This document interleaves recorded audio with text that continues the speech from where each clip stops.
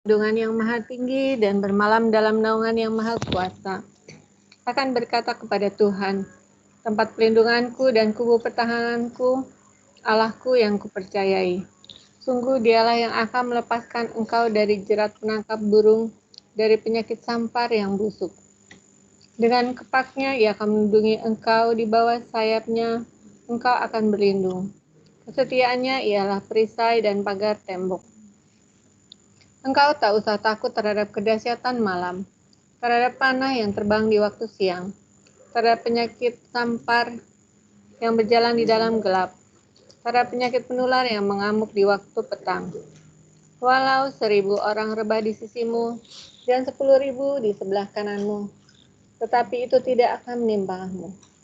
Engkau hanya menontonnya dengan matamu sendiri dan melihat pembalasan terhadap orang-orang fasik. Sebab Tuhan ialah tempat perlindunganmu, yang maha tinggi telah kau buat tempat perteduhanmu.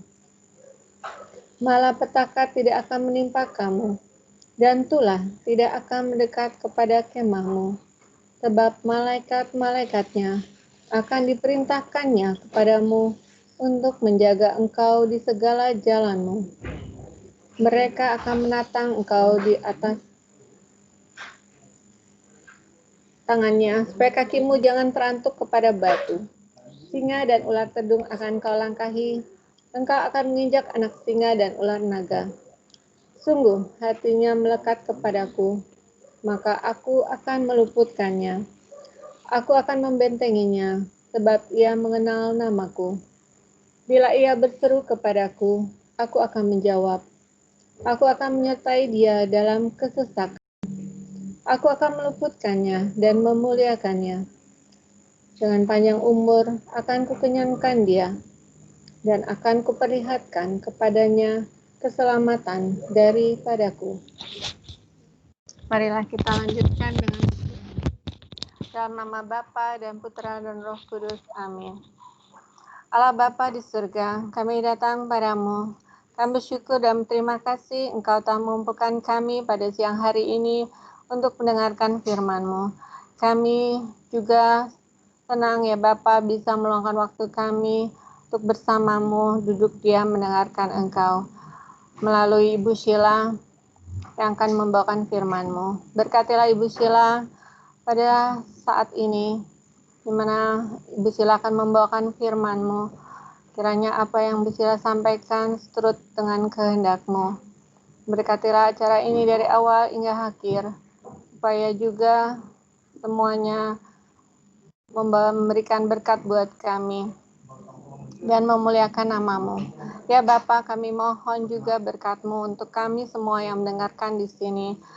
Bapa, bukalah hati kami, lembutkanlah hati kami, bukalah hati kami supaya kami bisa mendengar sabda-Mu, bisa meresap dalam hati kami, merenungkannya, dan kami juga bisa melakukannya. Jadikanlah kami menjadi pelaku firman, hanya mengerti dan mendengar, tapi biarlah kami boleh terus bersama-Mu melakukan apa yang menjadi kehendak-Mu. Ya Bapa, kami serahkan acara ini, beracaralah kami siap mendengarkannya. Kemuliaan pada Bapa, Putra, dan Roh Kudus, daripada permulaan, sekarang, selalu, dan sepanjang segala abad. Amin. Bapa dan Putra dan Roh Kudus. Amin. Thank you, sis. Bentar, aku minum.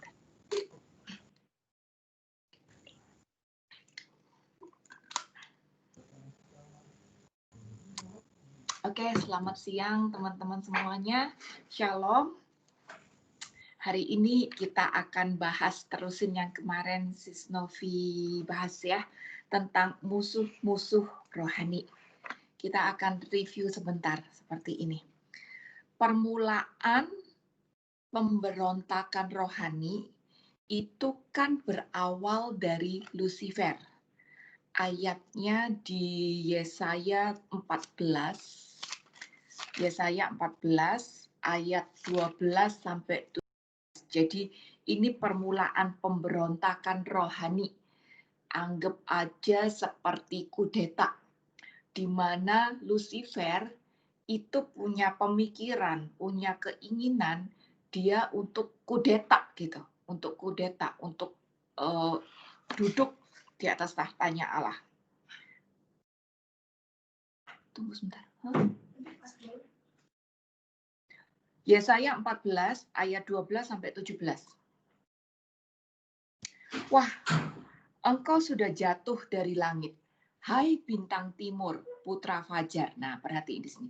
Bintang timur ini adalah title. Dia adalah title, jabatan gitu. Dan ini adalah jabatannya Lucifer. Jadi kalau ngomong bintang timur di sini, ini sebetulnya refer tentang Lucifer. Bintang timur putra fajar, engkau sudah dipecahkan dan jatuh ke bumi. Hai yang mengalahkan bangsa-bangsa, engkau yang tadinya berkata di dalam hatimu. Jadi si Lucifer ini sudah punya desire, ada keinginan, tapi belum ada actionnya. Dia baru punya keinginannya, dan keinginannya dia ada 5. Aku hendak naik ke langit. Aku hendak mendirikan tahtaku mengatasi bintang-bintang Allah. Dan aku hendak duduk di atas bukit pertemuan, jauh di sebelah utara. Aku hendak naik mengatasi ketinggian awan andalan. Hendak menyamai yang maha tinggi. Ada kesombongan di situ. Sebaliknya, ke dalam dunia orang mati engkau diturunkan, ke tempat yang paling dalam di liang kubur. Jadi ini adalah awal dari pemberontakan rohani. Bermula dari si Lucifer, salah satu panglima malaikat Tuhan, dia punya keinginan untuk menyamai Tuhan itu tadi. Baru keinginan, belum ada action. Tapi Tuhan sudah menangkap itu sebagai sesuatu yang tidak bagus, sesuatu yang jahat. Maka Tuhan lempar dia ke bumi. Dan tapi sebelum Tuhan lempar dia ke bumi, karena Lucifer ini adalah salah satu panglima malaikat. Kita kenal malaikat, ada yang namanya Gabriel kan, malaikat yang tugasnya bawa-bawa pesan Tuhan. Rafael, malaikat yang menyembuhkan dan menyertai perjalanan. Mikael, malaikat perang. Dan Luciel ini adalah malaikat yang tugasnya memuji. Dikatakan dia itu cantik dan suaranya bagus, maka dia sombong. Lewat kesombongannya itu tadi, Lucifer memberontak. Dan ternyata karena dia adalah panglima dari malaikat-malaikatnya, dia sudah berhasil untuk memprovokasi anak buahnya dia. Gitu. Jadi pada waktu Tuhan lempar dia ke bumi, seluruh anak buahnya dia, sepertiga isi surga, anak buah Lucifer ini tadi ikut dilempar ke bumi. Dan itu berawal dari satu, pemberontakan rohani. Keinginan negatifnya si Lucifer itu tadi. Dan karena dia adalah panglima, dia adalah roh, dia adalah panglima, dia bisa mempengaruhi malaikat-malaikat lain. Jadi malaikat anak buahnya dia ikut dilempar ke bumi juga. Ternyata pada waktu mereka sudah jatuh ke bumi, si Lucifer sama seluruh anak buahnya itu tadi, mereka tidak diam. Mereka tetap melanjutkan pemberontakannya.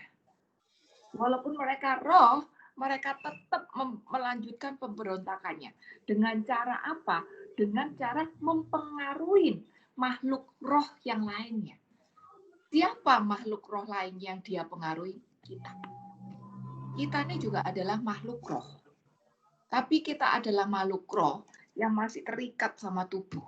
Jadi posisinya sebetulnya lebih lemah. Mereka adalah makhluk roh doang, nggak terikat sama tubuh. Jadi si Lucifer dengan malaikat-malaikatnya itu tadi, walaupun sudah dilempar ke bumi, mereka tetap melanjutkan pemberontakannya dengan mempengaruhi makhluk-makhluk roh lain, yaitu kita. Tujuannya sama, agar makhluk roh itu tadi, yaitu kita, memberontak kepada Allah. Tidak lagi menyembah Allah. Itu tujuannya Lucifer. Agar kita makhluk roh tidak lagi menyembah Allah dan malah menyembah Dia. Itu tujuannya si Luciel itu tadi. Dan ternyata teman-teman, pemberontakan Luciel ini tadi, pemberontakan Lucifer itu tadi tidak akan pernah berakhir sampai akhir zaman. Kita pun tidak akan pernah berhenti dibujuk-bujuk oleh Lucifer untuk memberontak pada Allah. Kita akan terus merasakan bujukan-bujukan Lucifer itu tadi sampai kita sendiri masuk surga. Kenapa? Karena kita tempat hidupnya sama gitu ya. Lucifer dan antek-anteknya hidup di dunia, dan kita juga hidup di dunia. Jadi tempat hidup kita ini masih sama, masih sama-sama di dunia. Karena kita masih sama-sama di dunia, maka si Lucifer terus berusaha untuk mengajak kita berontak juga dengan cara tidak menyembah Allah. Dan hal ini akan terus terjadi sampai kita di surga. Dan baru akan berhenti total di akhir zaman nanti. Padahal endingnya sudah jelas. Bahkan Lucifer sendiri sudah nanti endingnya itu bakal kayak apa. Endingnya itu ada di sini. Ada di Wahyu 12 ayat 7 sampai 9. Wahyu 12 ayat 7 sampai 9. Ini endingnya. Judulnya Naga Dikalahkan. Nah, kita bayangin seperti ini. Pada waktu awal penciptaan, si jahat itu digambarkan sebagai ular kan. Ular yang mencoba untuk menipu manusia agar manusia berontak dan tidak lagi menyembah Allah. Waktu itu dia masih ular. Tapi sekarang dia sudah jadi naga. Jadi udah lebih gede, udah lebih powerful, udah lebih tua gitu. Ini judulnya. Tapi endingnya tetap sama. Naga dikalahkan. Maka timbullah peperangan di surga. Mikael dan malaikat-malaikatnya berperang melawan naga itu. Dan naga itu dibantu oleh malaikat-malaikatnya. Tapi mereka tidak dapat bertahan. Mereka tidak mendapat tempat lagi di surga. Dan naga besar itu si ular tua yang disebut iblis atau Satan yang menyesatkan seluruh dunia dilemparkan ke bawah. Dia dilemparkan ke bumi bersama dengan malaikat-malaikatnya. Jadi endingnya udah jelas, pada akhirnya iblis kalah gitu aja deh. Karena kekuasaan Tuhan memang jauh lebih besar. Memang mutlak, kekuasaan Tuhan mutlak, dan dia memiliki surga dan seluruh alam semesta. Jadi endingnya sudah jelas. Tapi hari ini belum akhirnya. Dan si iblis masih terus bergerilya untuk berusaha mengintimidasi kita. Agar kita yang adalah makhluk roh ini juga ikut memberontak dan tidak lagi menyembah pada Allah. Maka agar kita tidak jatuh pada intimidasi iblis itu tadi, ingat iblis adalah roh, maka kita pun juga harus melawan roh-roh itu tadi dengan senjata-senjata rohani. Gitu. Jadi kita tidak boleh diam aja, karena kita adalah juga makhluk roh dan dia adalah makhluk roh. Jelas perangnya nggak dilawan dengan senapan lah, nggak dilawan dengan panahan lah, tidak dilawan dengan bom lah, tapi kita lawan juga mereka dengan senjata peperangan rohani. Apa itu senjata peperangan rohani? Itu ada di Efesus 6 ayat 11 sampai yang ke-18. Itu adalah senjata-senjata rohani yang harus kita pegang untuk melawan roh-roh jahat itu. Kenakanlah seluruh perlengkapan senjata Allah. Berarti bukan senjata duniawi ya, tapi senjata yang memang sudah diberikan oleh Allah. Supaya kamu dapat bertahan melawan tipu muslihat iblis. Iblis berusaha untuk bujukin kita, biar kita tidak jatuh pada bujukan-bujukan itu. Dan sebelum kita jatuh pada bujukan-bujukan itu, lawan dulu. Pakai senjata yang Tuhan udah kasih sama kita. Karena itu, karena perjuangan kita bukanlah melawan darah dan daging, tapi melawan pemerintah-pemerintah, melawan penguasa-penguasa, melawan penghulu-penghulu dunia yang gelap ini, melawan roh-roh jahat di udara. Lihat, iblis itu menguasai dunia. Dia adalah penghulu dunia. Kita sudah berkali-kali bahas bahwa iblis adalah penguasa dunia. Ada 5 ayat yang jelasin bahwa iblis adalah penguasa dunia. Dan 3 keluar dari mulut Tuhan Yesus sendiri. Ada 1 ayat juga yang iblis katakan bahwa dia adalah penguasa dunia. Jadi iblis juga tahu kalau dia adalah penguasa dunia, kan? Oke. Yang belum tahu ayatnya, aku akan bacakan aja. Kita nggak perlu ulang lagi semuanya, biar nggak kepanjangan. Iblis penguasa dunia itu ada di Efesus 2 ayat yang kedua. 1 Yohanes 5 ayat yang ke-19. Jadi 2 surat Paulus menyatakan bahwa iblis adalah penguasa dunia. Tapi Yesus juga bilang bahwa iblis adalah penguasa dunia. Itu ada di Yohanes 12 ayat 31. Yohanes 14 ayat 30.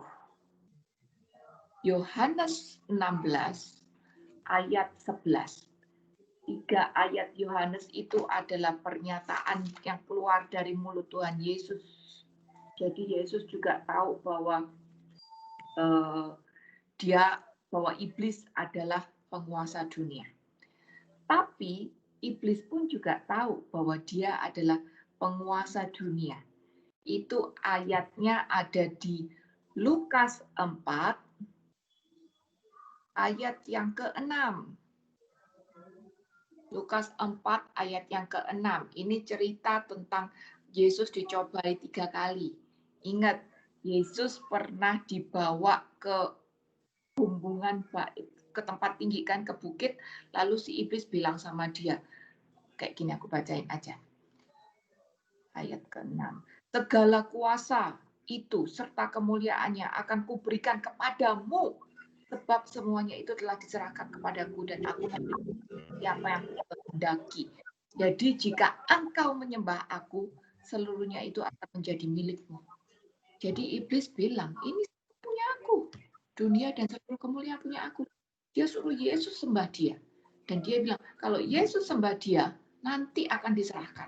Ya jelas Yesus gak mau dong nyembah si iblis. Tapi intinya, iblis tahu kalau dia adalah penguasa dunia. Jadi teman-teman, ayat menyatakan bahwa iblis adalah penguasa dunia. Dan iblis itu adalah roh. Maka kita pun juga memerangi mereka secara rohani. Dengan senjata perlengkapan yang Tuhan kasih kepada kita. Terusin ya.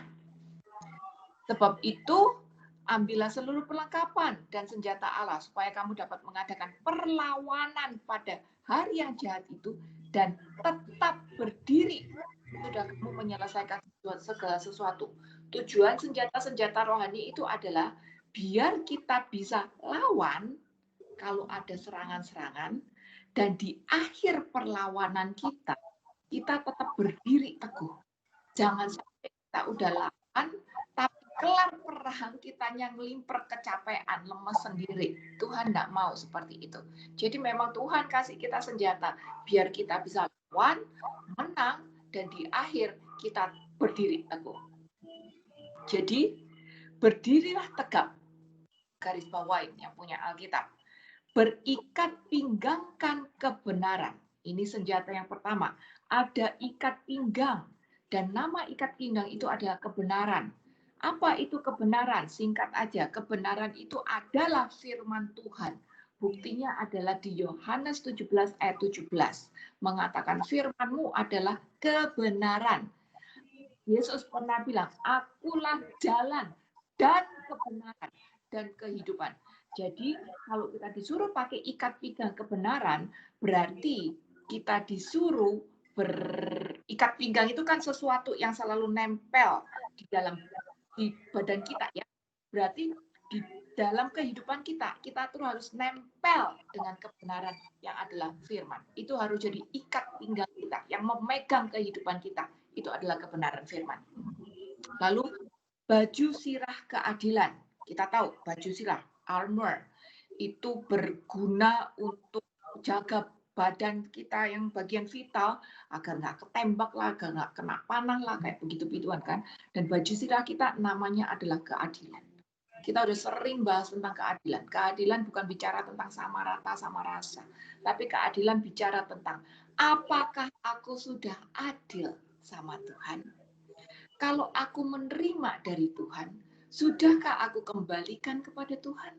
Kalau aku melakukan sesuatu, misalnya kita punya 24 jam, kalau aku melakukan sesuatu, sebagian besar waktuku, ini untuk diriku sendiri, atau aku juga berbagi untuk Tuhan. Nah, itu keadilan gitu. Jadi keadilan adalah antara aku sama Tuhan. Lalu berkasutkan kerelaan untuk memberitakan Injil damai sejahtera. Sepatu kan perlu banget ya kalau perang. Nggak mungkin kita perang kalau kita pakai sepatu, itu kaki pasti sakit semua untuk lari-lari. Jadi kita perlu itu pakai sepatu. Dan sepatu kita adalah kerelaan untuk memberitakan Injil. Namanya sepatu, itu pasti pergi kemana kita mau. Jadi sepatu itu adalah dasar dari kehidupan kita yang menyertai setiap langkah kita. Dan apa yang menjadi dasar kehidupan kita dan harus menyertai kemanapun kita pergi, yaitu kerelaan untuk memberitakan Injil. Jadi intinya kita kemana kita melangkah, kita harus mau untuk memberitakan Injil gitu. Itu harus menjadi dasar kehidupan kita, dan itu harus menjadi sesuatu yang kita lakukan manapun kita melangkah. Itu senjata kita. Dalam segala keadaan, pergunakan perisai iman. Sebab dengan perisai itu kamu memadamkan panah api dari si jahat. Perisai tahu ya? Apa itu namanya? Retamen begituan yang menolong kita untuk perang. Jadi kita nggak kena nggak kena panah kek, nggak kena pedang kek, karena kita punya sesuatu untuk melindungi diri kita gitu. Nah, perisai kita adalah namanya iman. Ingat bahwa iman itu adalah dasar dari keselamatan kita. Iman itu adalah dasar dari mana Tuhan bisa melakukan banyak hal di dalam kehidupan kita. Iman itu adalah dasar di mana kita bisa mengalami mujizat-mujizat Tuhan dan penyertaan Tuhan gitu. Jadi iman itu penting banget. Saat iblis berusaha mengintimidasi kita, iman itu menjadi perisai agar aku aman dari intimidasi iblis yang berusaha untuk menjatuhkan aku. Dan terimalah ketopong keselamatan. Ketopong itu helmet, berfungsi untuk menjaga kepala kita gitu. Jadi helmet kita adalah keselamatan.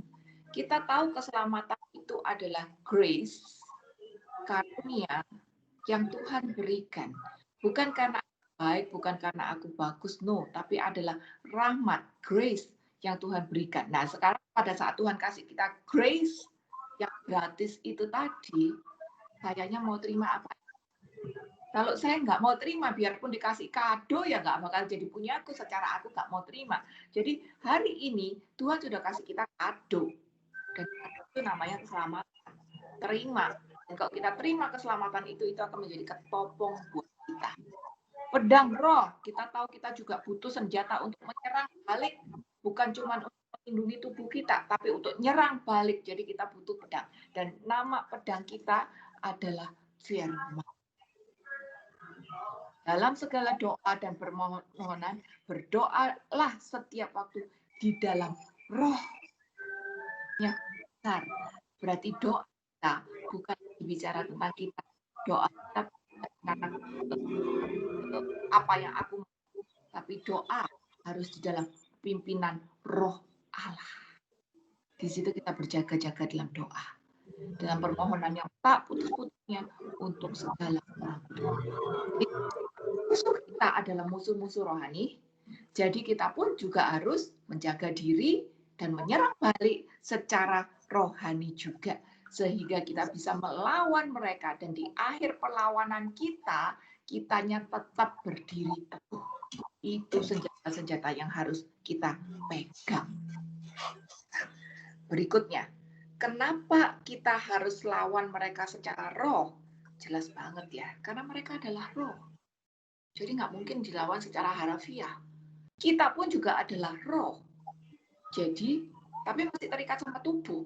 Jadi tetap aja kita harus melawan secara roh. Dan Allah itu adalah roh. Jadi karena kita bermain di dunia roh, bermain di alam roh, dan kita sedang berjuang agar roh kita bisa bertahan di dalam keselamatan sampai kehidupannya kekal, maka ya senjatanya rohani. Menyembahnya Allah yang adalah roh. Berpegangnya kepada roh Allah juga. Jadi semua ini, walaupun kita masih terikat sama tubuh, anggap semua kayak fata morgana deh, ilusi saja. Pada akhirnya semua yang kelihatan hari ini akan habis. Dan apa yang tidak kelihatan, yaitu roh kita, akan bernilai, itu yang bersifat kekal. Jadi sekarang kita sudah harus mengerti bahwa permainan kita adalah alam roh, karena Allah adalah roh.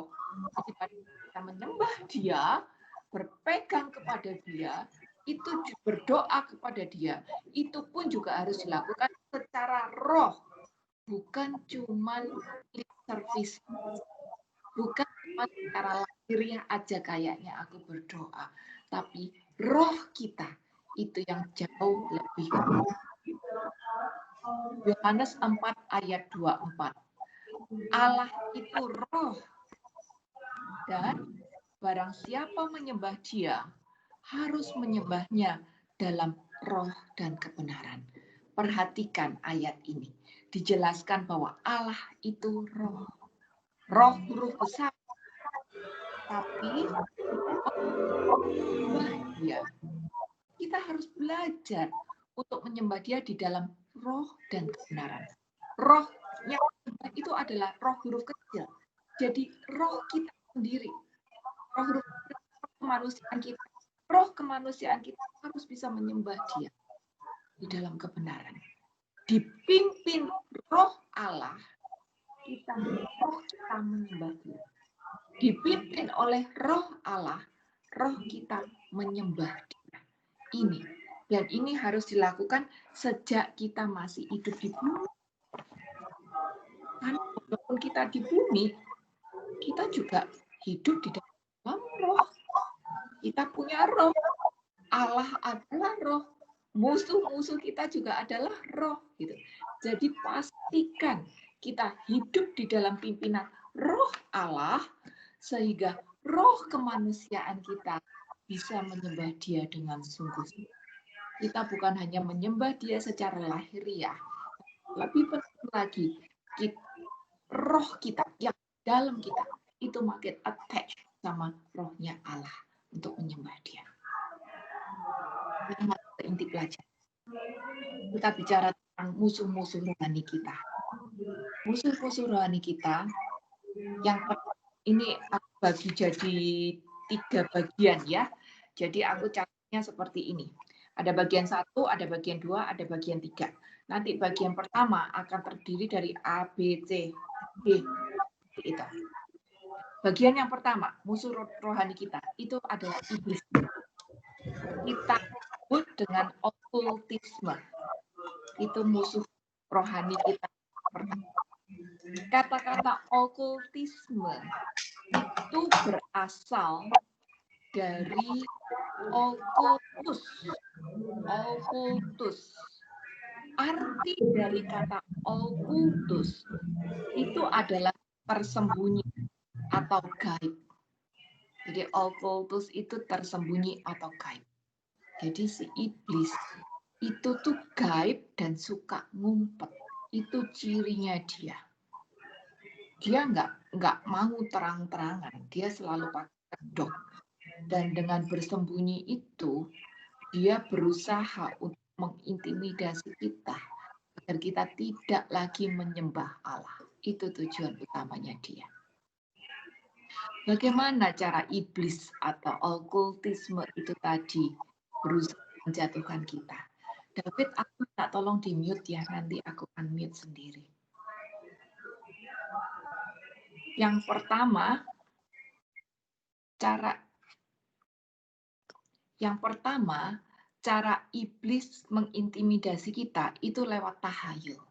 Aku yakin semua pernah dengar tahayul. Tahayul ini biasanya dimulai dari tradisi atau dongeng-dongeng tua atau apa kata orang. Dan itu kita percaya. Ini ada banyak sekali di sekitar kita. Misalnya, oh kalau kamar mandi itu harus nyala lampunya, kalau enggak ntar ada yang ninggalin, gudang harus nyala, kalau enggak diisi yang enggak gitu.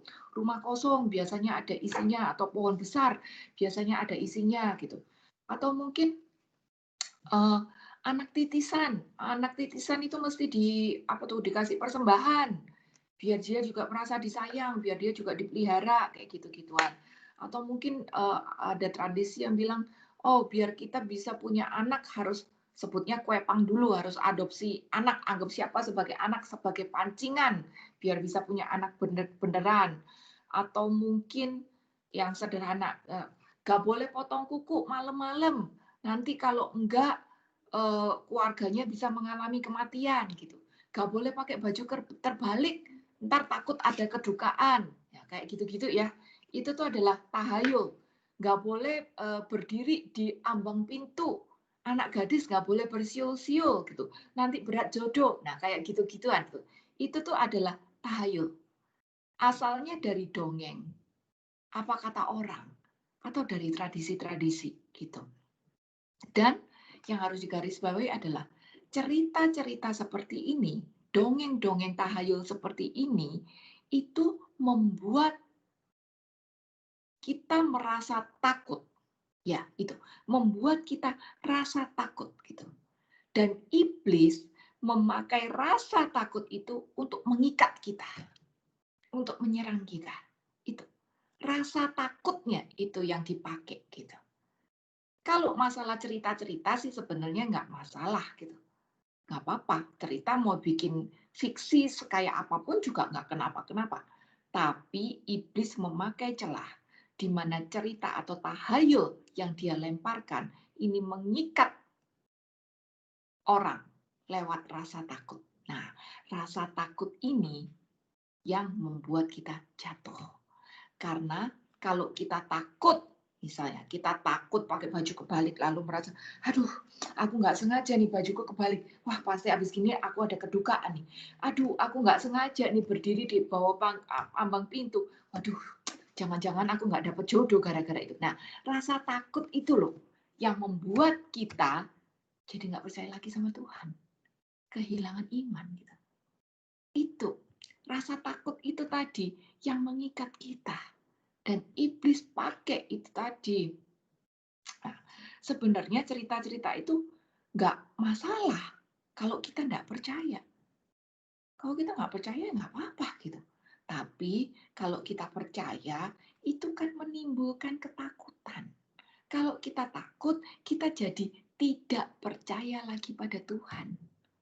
Ingat, misi si iblis itu kan membuat orang tidak percaya lagi pada Tuhan, sehingga menyembah dia. Dia itu iblis. Tidak lagi menyembah Tuhan, tapi karena takut dengan apa kata orang, apa kata tradisi, jadi tidak percaya akan pemeliharaan Tuhan, jadinya nggak nyembah Tuhan, lalu kebuli melakukan apa yang iblis mau, nyembah setan jadinya. Ya contohnya aja, kalau misalnya, oh di situ ada sumur, ntar kalau nggak disembayangin bisa jadi musibah gitu. Takut toh? Takut. Akhirnya apa?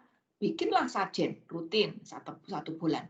Nah, karena takut, lalu kita bikin sajen. Sajen itu buat apa? Sadar nggak sadar, kita nggak lagi nyembah Tuhan. Tapi rasa takut itu membuat kita jadi nyembah setan. Itu tahayul. Jadi bikin kita takut, iman goyah, nggak lagi nyembah Tuhan, tapi malah nyembah ke setan. Itu. Satu mantra di sini. Biar kita bisa lepas dari ketakutan itu.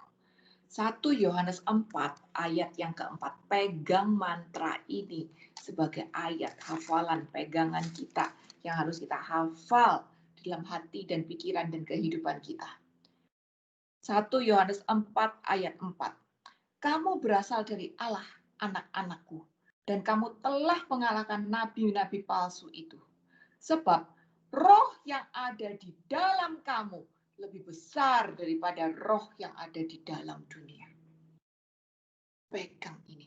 Roh, huruf besar. Roh yang ada di dalam aku itu adalah roh Allah. Dan roh yang ada di dalam aku itu tadi lebih besar daripada roh-roh dunia. Roh penguasa dunia itu adalah roh iblis.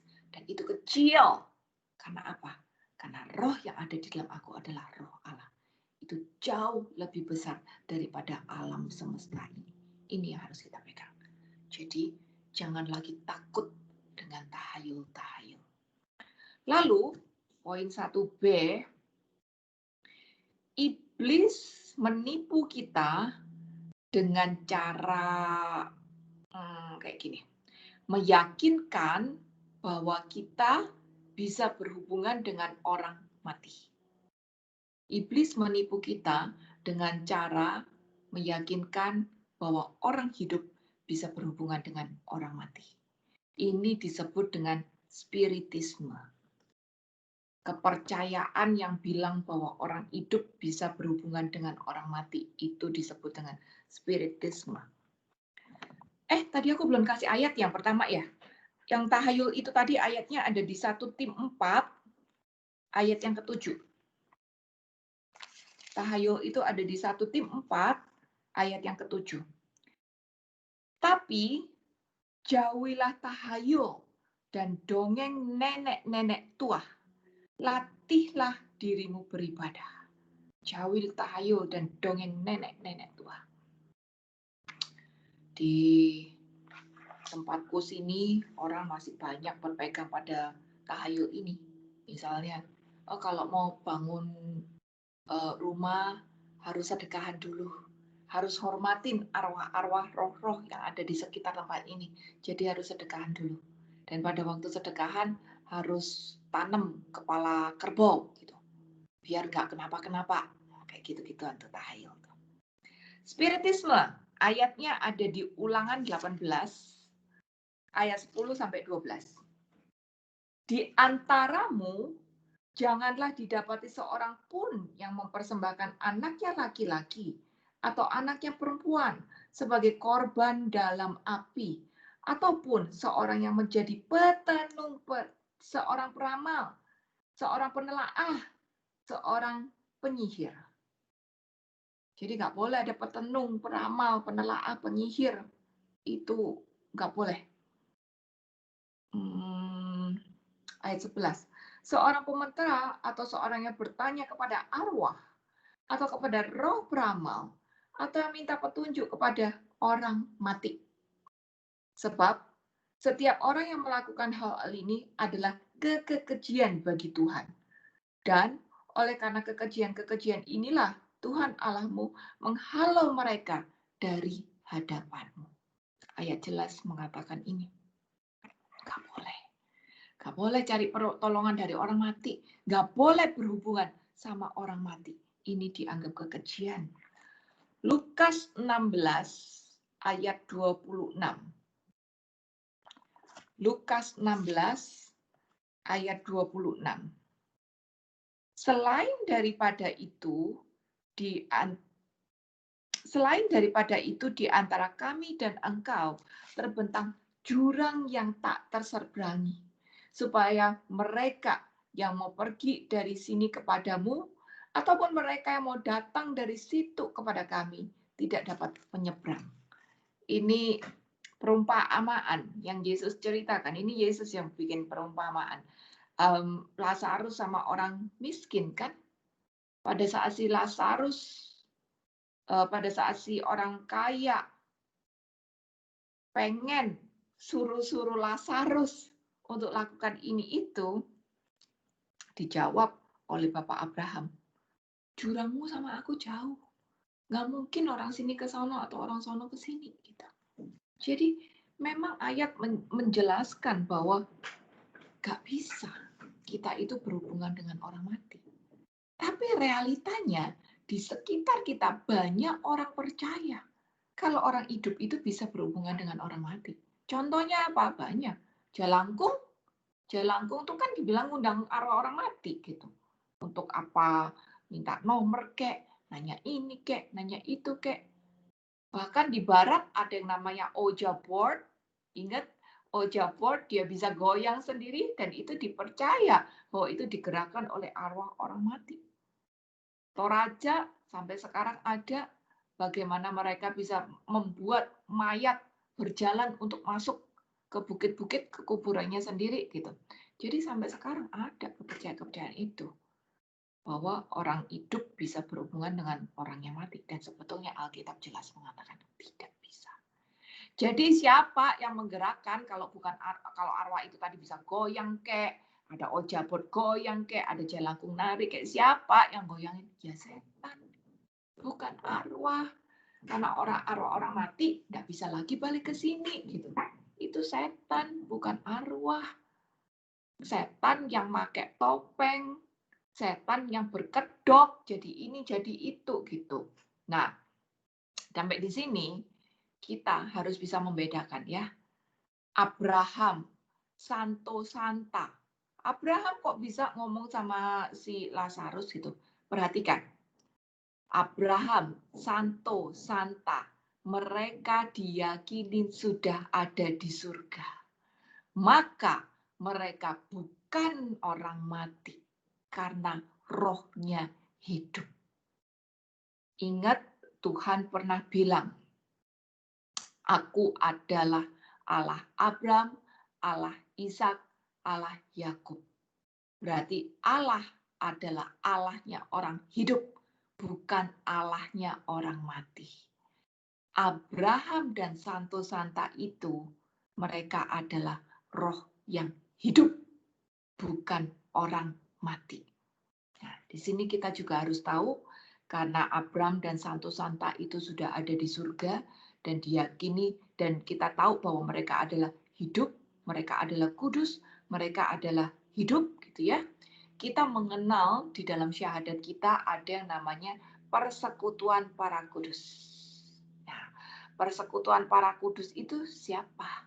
Mereka yang di surga, yaitu Abraham, Santo Santa itu tadi, mereka adalah orang kudus gitu.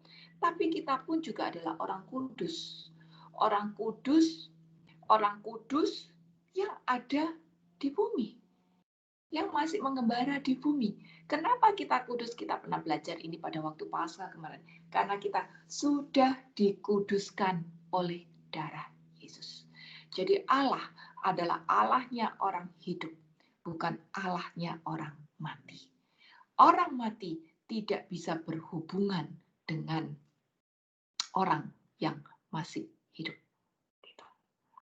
Ayub 7 ayat 9 sampai 10. Ayub 7 ayat 9-10. Sebagaimana awan lenyap dan melayang hilang, demikian juga orang yang turun ke dalam dunia orang yang mati tidak akan muncul kembali. Jelas ayatnya, nggak mungkin. Gitu. Nggak mungkin. Jadi ada jurang pemisah antara orang hidup dan mati. Kalau hari ini ada orang yang sepertinya bisa memanggil arwah, itu bukan arwah. Itu adalah iblis yang menyamar. Terus mungkin juga ada yang bertanya, nah, kok sering ada kesaksian tentang dunia roh gitu? Oh, ini datang, ini lihat itu, ini lihat saudaranya itu, kayak gitu-gituan ya. Sering ada kesaksian seperti itu. Kita cuma bisa bilang begini. Kesaksian-kesaksian itu tidak bisa jadi patokan. Patokan utama kita adalah firman. Jadi, daripada kita berpegang pada sesuatu yang belum pasti, yang bukan patokan, yang masih coba-coba, lebih baik kita berpegang pada sesuatu yang pasti, yaitu firman Allah. Itu patokan kita. Karena firman pasti benar. Aku ingat banget ya. Aku nggak tahu di sini ada Marlina apa enggak. Ini cerita kira-kira tahun 2012-an. Gitu. pada waktu itu ada satu anak, aku masih ingat namanya anaknya itu. Ceritanya itu anak nggak ada angin, nggak ada hujan, bukan dari paroki kami, tahu-tahu dia datang ke PD di paroki gitu. Kita di Salvator ya. PD di Salvator itu nggak banyak orangnya, kan PD kecil, 20-an, 25 orangan gitu. Pada waktu PD itu kan selalu dimulai dengan puji-pujian kan. Ini pakai aula kecil gitu, karena orangnya kan juga cuma sedikit, jadi cukup sempit, jadi duduk itu juga deket-deketan jarak setengah meter. Ini anak duduk di depan, jarak antara kursi depan sama pembicara itu tidak jauh, paling 1 meter, 1,5 meter, karena ruangannya memang cukup sempit gitu. Jadi ini anak tuh duduk di kursi depan. Pada waktu puji-pujian awal, tahu-tahu ini anak jatuh tersungkur. Benar-benar jatuh tersungkur sampai di tanah, dan posisinya dia bukan tergeletak, tapi posisinya dia tersungkur kayak menyembah gitu, tangannya ke depan kayak menyembah, kuik gitu ya. Gitu. Kaget semua karena dia tahu posisi itu. Beberapa kursi langsung tergeser ke samping karena dia jatuh dengan cukup keras. Nah, terus setelah dia tersungkur beberapa lama, pujian tetap berjalan. Tahu-tahu ada suara yang audible.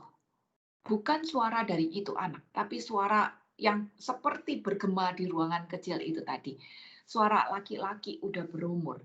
Dan suara itu semua orang di dalam ruangan itu bisa dengar. Jadi zaman itu HP masih sederhana, tapi sudah ada videonya. Ada beberapa yang berusaha untuk merekam. Ingat nggak HP yang zaman lipetan itu loh, masih pakai HP itu gitu.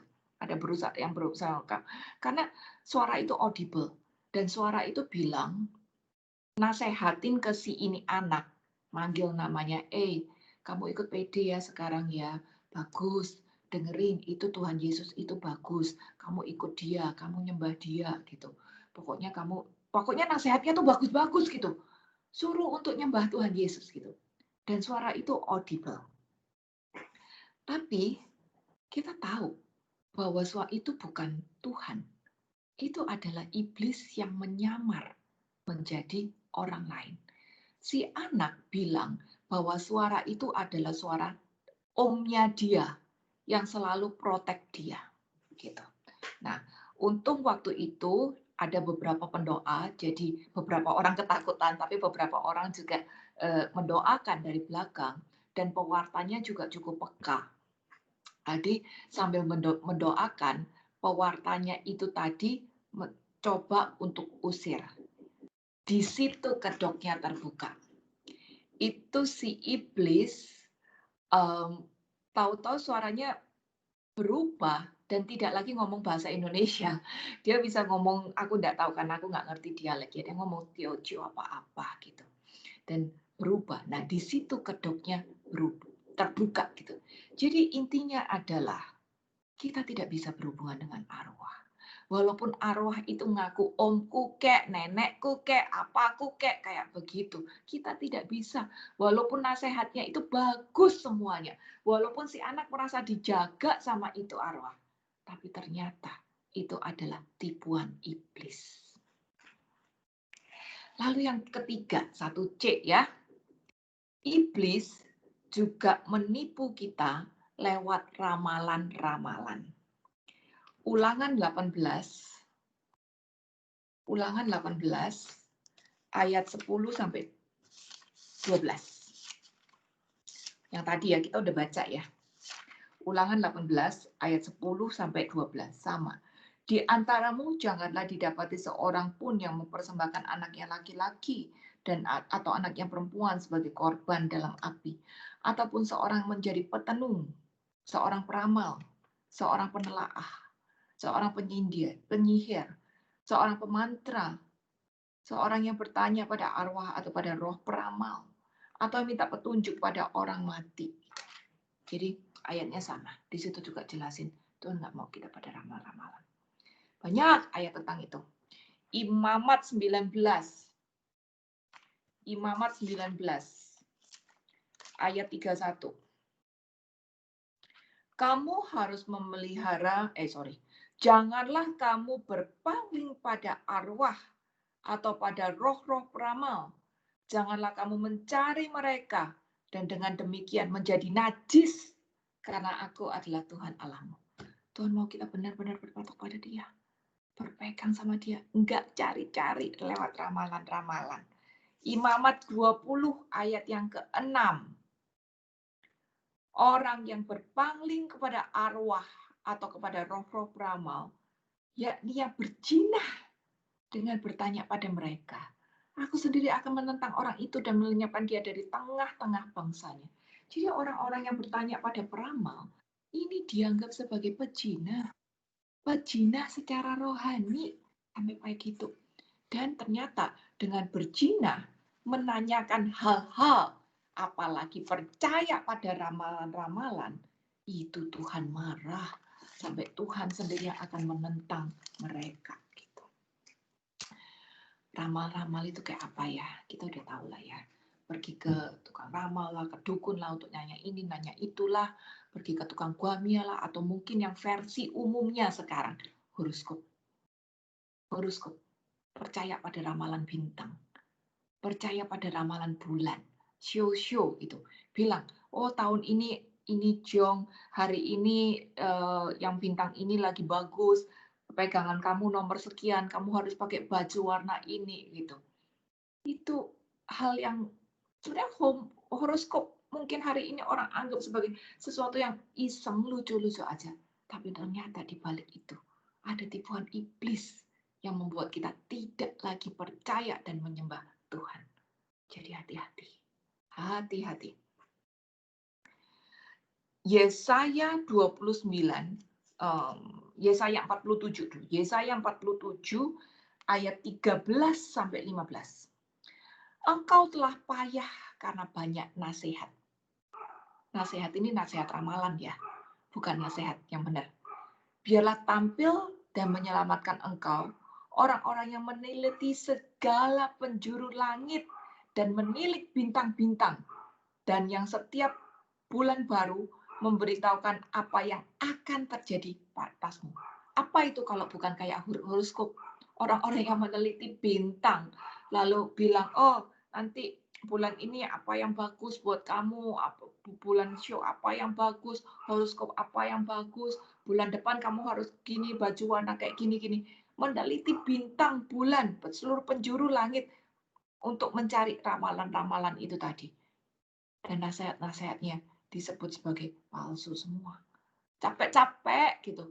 Dengerin horoskop ini, dengerin horoskop itu. Ternyata itu semua adalah tipuan.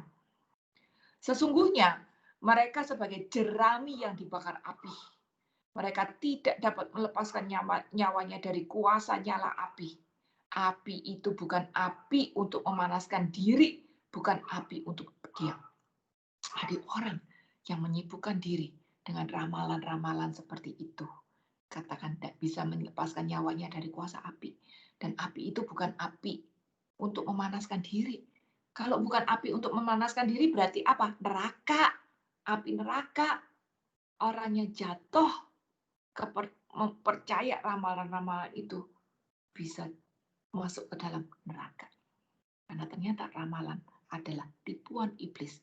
Sehingga kita ketakutan, sehingga kita tidak lagi menyembah Allah, tapi malah nurutin ramalan-ramalan itu. Oh, hari ini aku nggak boleh pakai baju kuning, jadi mendingan putih. Gitu. Oh, aku angkanya bagus ini nih, jadi aku harus pilih warna angka ini. Rumah nomornya harus ini, gitu. Kayak begitu-begituan. Tuh. Padahal kalau kita punya iman, kan kita tahu.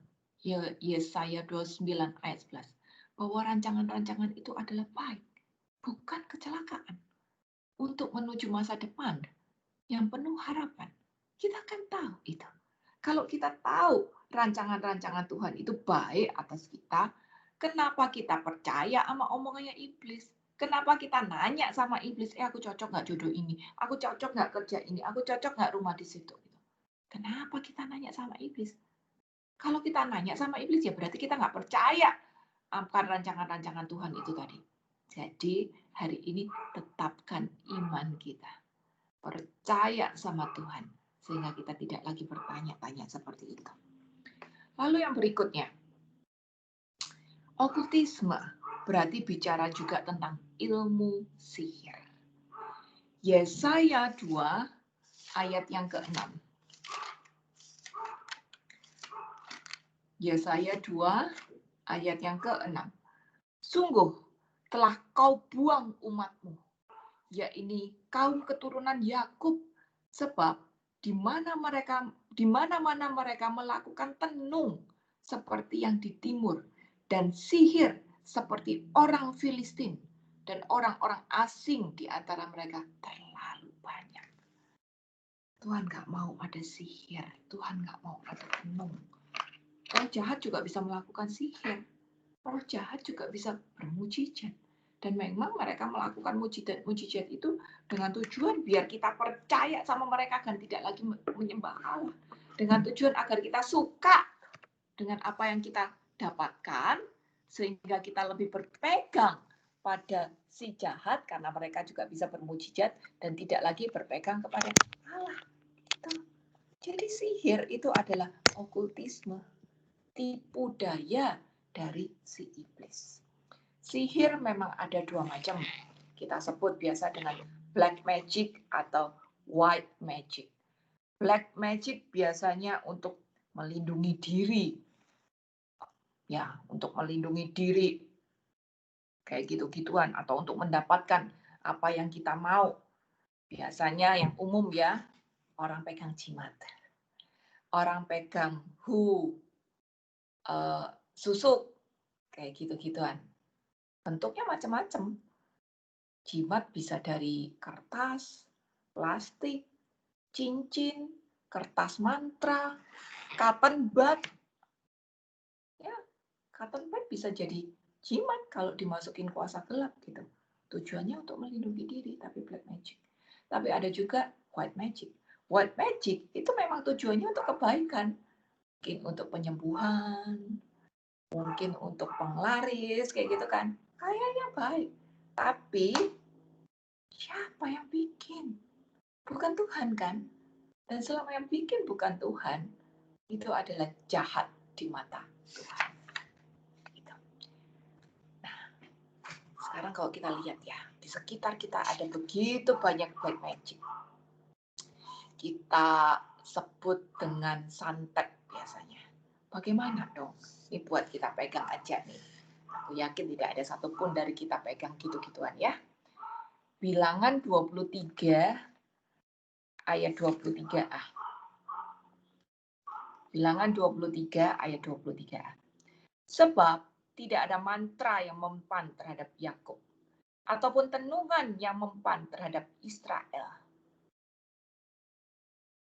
Kita adalah orang Israel juga. Karena kita adalah orang Israel, pengikutnya Tuhan Yesus apalagi, maka kita tidak akan gampang kena santet. Kecuali kita memang buka celah. Kecuali kita memang buka celah, kita nggak akan kena santet. Jadi kita akan baik-baik aja. Apalagi kalau memang kita percaya dengan iman. Ingat mantra yang pertama tadi. 1 Yohanes 4 ayat 4. Roh yang ada padaku lebih besar daripada roh dunia. Kalau di dalam aku ada roh Allah, maka aku tidak perlu takut terhadap apapun juga. Karena pasti roh Allah menjaga aku. Aku nggak akan kenapa-kenapa. Ini yang harus jadi iman kita. Gitu. Allah sendiri yang akan lindungi kita. Bahkan Allah bukan hanya melindungi kita, Dia akan menggenapi janjinya pada kita. Janji apa? Markus 16 ayat 17-18. Markus 16 ayat 17-18. Tanda-tanda ini akan menyertai orang-orang yang percaya. Mereka akan mengusir setan-setan demi namaku. Mereka akan berbicara dalam bahasa-bahasa yang baru bagi mereka. Mereka akan memegang ular. Dan sekalipun mereka minum racun maut, mereka tidak akan mendapat celaka. Mereka akan meletakkan tangannya atas orang sakit. Dan orang itu akan sembuh. Janji-janji itu akan kita dapat. Kita akan menjadi apa itu namanya? Ya, kita akan dilindungi oleh Tuhan. Kita akan dilindungi sendiri oleh Tuhan. Jadi nggak usah takut lalu minta didoain ini itu, minta pegangan ini itu karena kita takut sama orang-orang sekitar kita. No. Selama kita tahu bahwa Roh Allah yang besar itu ada dalam aku, dan itu lebih besar daripada roh dunia. Allah sendiri yang akan jaga kita. Biarkan kita hanya menyembah Allah, sehingga kita tidak jatuh pada tipu daya iblis yang berusaha untuk membuat kita takut, yang berusaha membuat kita takut sehingga kita melakukan apa yang iblis kehendaki, bukan apa yang Allah kehendaki. Iblis memang menyerang dengan cara yang macam-macam. Dia bukan hanya berusaha untuk mengintimidasi kita lewat pikiran, tapi dia juga menyerang tubuh kita dengan sakit penyakit. Gitu. Tapi nggak semua penyakit itu dari iblis ya, nggak ya. Penyakit itu bisa dari alam, bisa gara-gara diri sendiri, bisa juga dari iblis. Gitu. Jadi kalau penyakit dari iblis, kayak di Lukas 4 ayat 13, ditengking di dalam nama Tuhan Yesus, maka dia akan menjadi sembuh.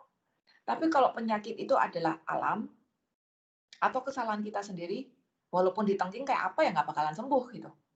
Karena itu bukan dari iblis, karena itu adalah gara-gara sendiri atau memang alam gitu.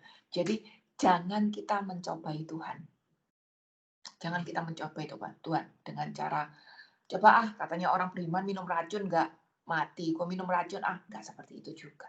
COVID, biarin deh bodohin banget, nggak mau pakai masker, nggak mau cuci tangan, gitu. Aku kan orang percaya, nggak mungkin aku sakit. Enggak, itu namanya mencobai Tuhan. Kita dilindungi oleh Tuhan, tapi kita nggak boleh nantang Tuhan dengan cara seperti itu. Dan kalau misalnya kita sakit, bisa-bisa itu gara-gara diri sendiri. Yang nggak mau pakai masker, misalnya. Yang nggak mau jaga badan, gitu. Tapi kalau penyakit itu memang dari iblis, maka kita bisa tengking. Nah, itu yang pertama. Musuh rohani itu adalah okultisme. Lalu yang kedua, ini lebih parah daripada yang pertama. Musuh terberat kita adalah diri sendiri. Teman-teman kita ingat ya, kalau kita ini punya free will, selain itu kita punya hakikat dosa yang tidak akan pergi dari diri kita sampai nanti kita balik ke surga. Jadi kelemahan-kelemahan kita itu akan selalu tetap ada, akan selalu nempel. Kalaupun kita sembuh dari kelemahan-kelemahan itu, bisa jadi itu cuma mati suri aja. Besok berapa tahun lagi bisa juga itu muncul kelemahan itu tadi. Jadi kita pun juga harus melawan setiap keinginan yang salah yang ada pada diri sendiri. Kita harus lawan diri sendiri dan ini lebih susah. Kalau iblis, kita tengking di dalam nama Tuhan Yesus, dia pergi. Tapi kalau diri sendiri, mana bisa ditengking? Misalnya gitu, saya paling hobi tuh makan coklat lah, gorengan lah, keripik-keripik lah, kayak begitu. Padahal saya tahu, saya kolesterol sudah di ambang batas, tenggorokan lemah gitu. Harusnya saya jaga. Gak boleh makan gorengan kebanyakan, apalagi keripik-keripik itu kan kering di tenggorokan gitu dan minyak-minyak gitu. Tapi kan nggak bisa ditengking. Orang bisa tengking di dalam nama Tuhan Yesus, iblis pergi. Tapi tengking diri sendiri gimana? Masa mau bilang di dalam nama Tuhan Yesus, Sheila nggak boleh makan gorengan lagi? Nggak mungkin kan seperti itu. Gitu. Jadi musuh terbesar kita adalah diri sendiri. Di mana kita harus terus melawan, terus-menerus melawan setiap kehendak yang salah yang ada di dalam diri kita. Yakobus 1 ayat 14-15.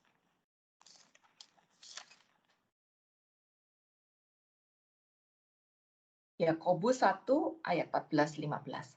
Tetapi tiap-tiap orang yang dicobai oleh keinginannya sendiri. Keinginan sendiri loh, bukan keinginannya setan. Ayat jelas bilang, keinginannya sendiri. Karena ia diseret dan terpikat olehnya. Jadi keinginannya sendiri, bukan keinginannya setan. Paling gampang kasih contoh Daud sama Yusuf. Daud, pada waktu dia berdiri di balkoni dan lihat si Bathsheba yang lagi mandi, gitu. Ya itu kelemahannya Daud, perempuan, gitu. Tapi kalau dia bisa mengalahkan keinginannya, pada waktu pertama kali dia lihat Bathsheba, ya jelas itu tidak salah. Gitu. Dia nganggap Bathsheba cantik, dia nganggap Bathsheba seksi, itu tidak salah. Tapi kalau dia bisa mengatasi keinginannya, dia pasti langsung berbalik dari balkon gitu, dari rumah gitu. Tapi kan dia nggak lakukan seperti itu. Dia nggak lakukan seperti itu. Saat Daud melihat dan dia stay di sana, maka keinginan itu tadi berbuah. Keinginan itu berbuah. Pikiran mulai bekerja, oh iya ya, mumpung lagi nganggur nih, coba kenalan deh, dipanggil deh, kayak gitu. Karena apa? Dia tidak melawan keinginannya dia sendiri. Bandingkan dengan Yusuf. Yusuf dibilang normal kok. Dibilang normal. Kalau dia punya kesempatan dengan istri Potifar, itu sebetulnya lebih aman gitu ya dibandingin Daud yang harus susah payah suruh orang ketiga untuk panggil ke kali gitu. Tapi si Yusuf dia adalah penguasa di rumah itu. Dia bisa kontrol semuanya kecuali istrinya Potifar yang nggak dikasih. Jadi kalau si Yusuf bilang udah suruh pengawal pergi gitu. Potifar kan juga pasti kerja. Rumahnya juga pasti segede-gede istana gitu. Dia mau ngapain sama si istrinya, ya bebas-bebas aja gitu.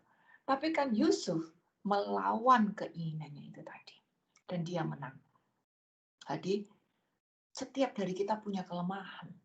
Setiap dari kita punya hakikat-hakikat dosa. Dan itu harus terus-menerus dilawan. Buat roh kita lebih kuat daripada kedagingan kita. Ingat, ada tubuh rohani, ada tubuh kedagingan. Buat tubuh roh kita lebih kuat daripada tubuh kedagingan kita. Dan ini harus terus-menerus dilatih. Terus-menerus dilatih untuk melawan kedagingan kita sendiri ini tadi. 1 Yohanes 2 ayat yang ke-16. Sebab semua yang ada di dalam dunia, yaitu keinginan daging, keinginan mata, serta keangkuhan hidup, bukan berasal dari Bapa, melainkan dari dunia.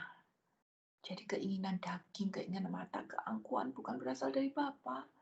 Itu berlawanan dengan hakikat Bapa yang kudus. Bapa nggak mungkin memberikan kita dosa. Bapa nggak mungkin memberikan kita hakikat-hakikat dosa. Itu bukan dari Bapa. Itu hakikat dunia. Dan itu harus terus-menerus dilawan. Ini lebih susah daripada nangking iblis. Tapi harus terus-menerus dilawan. Diri sendiri yang harus terus-menerus dilawan. Apa aja kedagingan kita. Kita pasti udah hafal ya buah roh ya. Kedagingan itu adalah lawan dari buah roh. Galatia 5 ayat 19-21. Perbuatan daging telah nyata, yaitu percabulan, kecemaran, hawa nafsu, penyembahan berhala, sihir, perseteruan, perselisihan, iri hati, amarah, kepentingan sendiri, pencideraan, roh pemecah, kedengkian, kemabukan, pesta pora, dan sebagainya. Terhadap semua itu kuperingatkan kamu, seperti telah kubuat dahulu, bahwa barang siapa melakukan hal-hal demikian, ia tidak akan mendapat bagian dalam kerajaan Allah. Jadi, itu kedagingan-kedagingan yang harus dilawan. Ya. Semuanya udah jelas banget. Perhatikan ada satu kata di situ, yaitu dan sebagainya. Sering orang bilang, nonton drakor nggak dosa dong. Iya, memang nonton drakor nggak dosa. Tapi kalau kebablasan, nah itu bisa menjadi dosa sekunder. Kebablasan jadi kita tidur subuh, bangun nggak bisa pagi, kerja nggak bisa maksimal, jam doa jadi ngaco hanya karena apa? Nonton drakor. Nonton drakornya enggak dosa, tapi kalau kedagingan kita bikin kebablasan, ini akan mengarahkan kita pada dosa. Sering orang bilang juga kayak, enggak ada di Alkitab tulis nggak boleh ngerokok, nggak boleh narkoba, enggak ada di Alkitab seperti itu. Ya memang enggak ada. Tapi kan ada kata-kata dan sebagainya. Jadi kedagingan kita ini terlalu banyak dan sebagainya itu bicara tentang segala macam kedagingan kita yang bisa menjerumuskan kita pada dosa. Itu di situ dan sebagainya itu tadi. Jadi kalahkan. Dan untuk mengalahkan itu butuh latihan, butuh perjuangan rutin, nggak 1 kali 2 kali jadi. Latihan terus sampai tubuh rohani kita menjadi lebih kuat daripada tubuh kedagingan kita. Dan Paulus Roma 7, catat aja ya. Roma 7 ayat 17 sampai 26. Ini cerita Paulus. Paulus aja bilang, siapa yang akan melepaskan aku dari tubuh celaka ini? Pada waktu aku tahu aku kepengen melakukan ini yang benar. Kok yang salah yang malah dilakukan? Gitu. Dia tahu harusnya lakukan yang benar. Tapi bukan ini yang dilakukan. Dia malah lakukan sesuatu yang salah. Paulus aja ngomong kayak gitu. Siapa yang dapat lepaskan aku dari tubuh celaka ini? Gitu. Dia tahu kedagingan itu kuat. Maka Paulus berjuang agar dia tidak menjadi batu sandungan. Berjuang agar tubuh rohaninya makin kuat. Berjuang agar dia makin fokus. Berjuang agar dia bisa mengalahkan diri sendiri. Jadi diri sendiri harus terus dikalahkan. Beberapa contoh lagi ya. Dosa-dosa kedagingan, kayak dosa seksual. Seks, semua di sini udah dewasa ya. Seks memang bukan dosa. Seks itu bukan dosa. Bahkan Tuhan yang menciptakan seks. Tuhan yang menciptakan seksualitas. Jadi Tuhan suka dengan seks karena dia menciptakan. Dan dia mau manusia merasakan kenikmatan.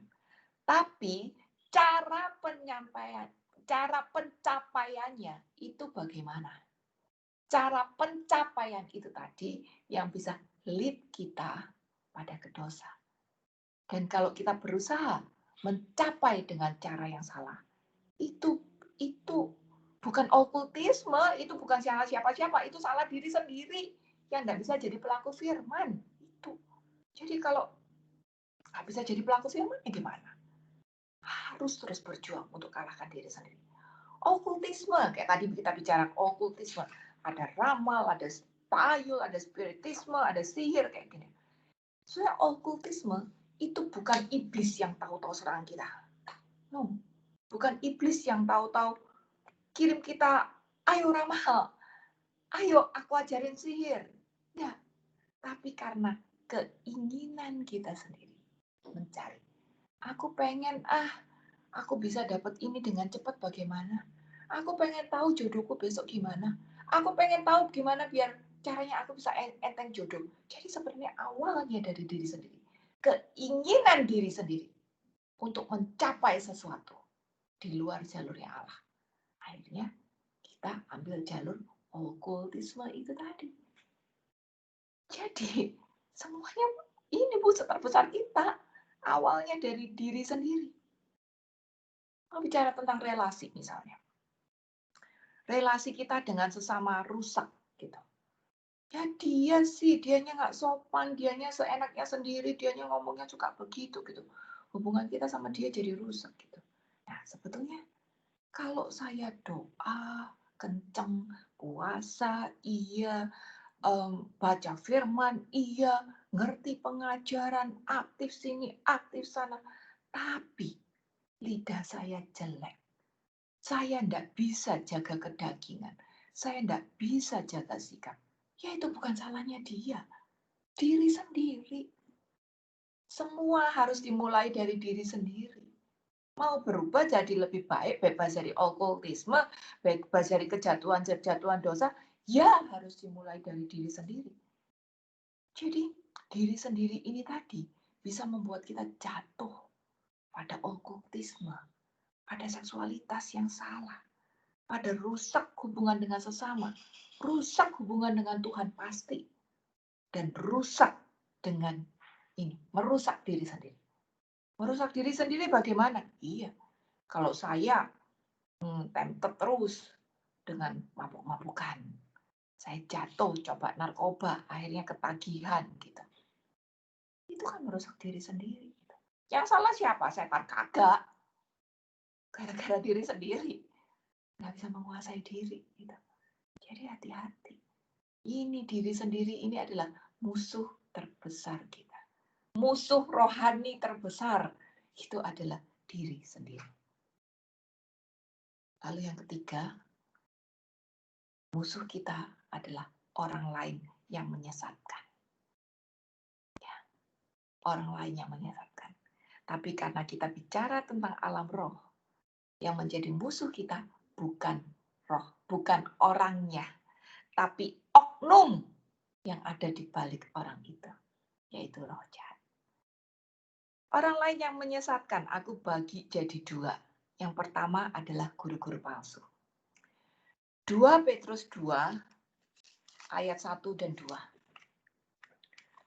2 Petrus 2 ayat 1 dan 2. Bagaimana nabi-nabi palsu dahulu tampil di tengah-tengah umat Allah. Demikian pula di antara kamu akan ada guru-guru palsu. Mereka akan memasukkan pengajaran-pengajaran sesat yang membinasakan. Bahkan mereka akan menyangkal penguasa yang telah menebus mereka. Dan dengan jalan demikian mereka mendatangkan kebinasaan atas diri mereka. Banyak orang akan mengikuti cara hidup mereka yang dikuasai hawa nafsu. Dan karena mereka jalan kebenaran akan dihujat. Banyak guru-guru palsu sekitar kita. Kalau dulu di dalam Alkitab kita mengenal guru palsu yang bilang bahwa oh Tuhan akan selamatkan engkau, kau akan bebas dari penindasan bangsa asing. Guru palsu ngomong gitu. Tapi Nabi asli bilang enggak. Tuhan akan kasih kamu beban lebih berat gitu. Jadi itu dulu. Tapi hari ini juga ada banyak guru palsu. Misalnya aja kita sering dengar orang yang bilang, oh kiamat nanti akan terjadi hari ini. Bahkan di COVID ada orang yang dengan buku-bukunya, dengan tafsirannya di dalam Alkitab bisa bilang, oh nanti kiamat akan terjadi kira-kira bulan Agustus, bulan apa. Begitu. Bisa. Dan itu adalah guru palsu. Pokoknya perkataan guru palsu tidak akan seluruhnya selaras dengan kebenaran Alkitab. Bisa jadi dia pakai patokan 1-2 ayat, tapi tidak akan keseluruhannya Alkitab. Tapi perkataan guru yang asli mungkin berat untuk daging kita, tapi akan membawa pada keselamatan dan sejalan dengan Alkitab, karena tidak akan mungkin bertentangan. Jadi guru-guru palsu itu banyak. Tapi yang menjadi musuh kita bukan orangnya ya, tapi oknum yang dibalik orang itu. Jadi cara meranginya pun juga harus secara rohani. Ingat beberapa tahun yang lalu kita dihebohkan dengan kematian seseorang dan dipercaya, wah ini orang akan bangkit. Kayak begitu. Macam-macam. Nah, selain guru palsu, orang lain yang menyesatkan bisa jadi kayak gini. Orang ini ngaku orang Kristen. Orang ini ngaku orang Katolik. Orang ini ngaku pengikut Yesus. Gitu. Dia nggak ngajar ini itu. Dia nggak ngajar yang aneh-aneh gitu istilahnya ya. Sepertinya tidak menyesatkan. Tapi dianya sendiri nggak mau bertobat. Dalam tanda kutip orang bebal. Dia ngaku Katolik, dia ngaku Kristen, pengikut Kristus. Dia nggak ngajar sesuatu yang aneh-aneh gitu. Tapi dianya sendiri nggak mau bertobat. Nah, ini juga bisa menjadikan kesesatan buat kita.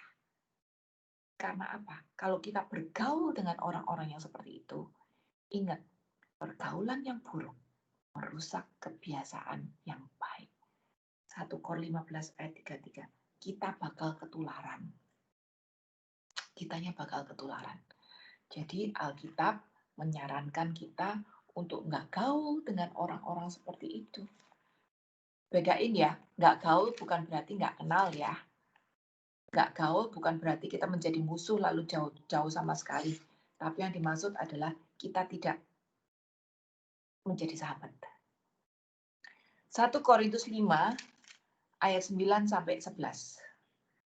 Dalam suratku telah kutuliskan kepadamu supaya kamu jangan bergaul dengan orang-orang cabul. Yang aku maksudkan bukanlah dengan semua orang cabul pada umumnya dari dunia ini, atau dengan semua orang yang kikir dan penipu, atau dengan semua orang penyembah berhala. Karena jika demikian, kamu harus meninggalkan dunia ini. Jadi kelihatan jelas di sini. Bukannya nggak boleh gaul sama sekali. Karena kok kita nggak boleh gaul dengan orang-orang yang salah ini, ya berarti nggak mungkin lah. Semua orang pasti masih ada kesalahannya di dunia ini. Tapi yang kutuliskan kepada kamu ialah supaya kamu jangan bergaul dengan orang yang sekalipun menyebut dirinya saudara, dalam tanda kutip seiman, adalah orang cabul, kikir, penyembah berhala, berfitnah, pemabuk, penipu. Dengan orang yang demikian, janganlah kamu sekali-kali makan bersama-sama. Gitu. Jadi, Paulus mengingatkan sama kita, jangan bergaul dengan orang-orang yang seiman. Ngaku Kristen, ternyata dia sendiri tidak mau bertobat. Perbedakan di sini antara tidak mau bertobat sama yang tidak mau berjuang untuk bertobat. Kalau orang yang sama sekali tidak mau bertobat, itu adalah orang bebal. Tapi kalau kita lihat orang berjuang untuk bertobat, walaupun jatuh bangun, jatuh bangun, jatuh bangun, itu tidak apa-apa. Setiap orang, walaupun kita juga berjuang. Kita juga sedang berjuang untuk mengalahkan diri kita sendiri. Maka kita juga appreciate setiap orang yang sedang berjuang untuk keluar pada kedagingannya dan terus bertobat. Tapi kalau orang itu ngaku seiman, tapi nggak mau bertobat, nah ini. Dan orang-orang seperti itu ada. Orang yang selalu merasa diri benar, walaupun aktivis, walaupun ngerti ayat, walaupun tahu gitu. Tapi kalau orang udah merasa, pokoknya aku yang paling benar.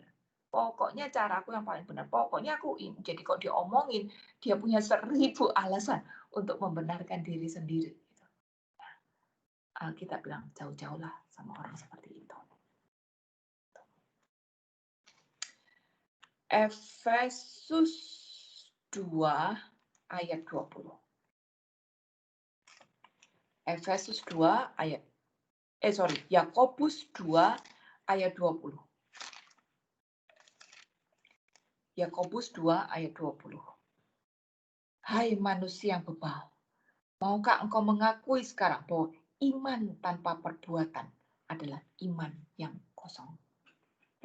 Ini bagian kita juga untuk introspeksi diri. Jangan sampai kita jatuh pada kriteria orang bebal itu tadi.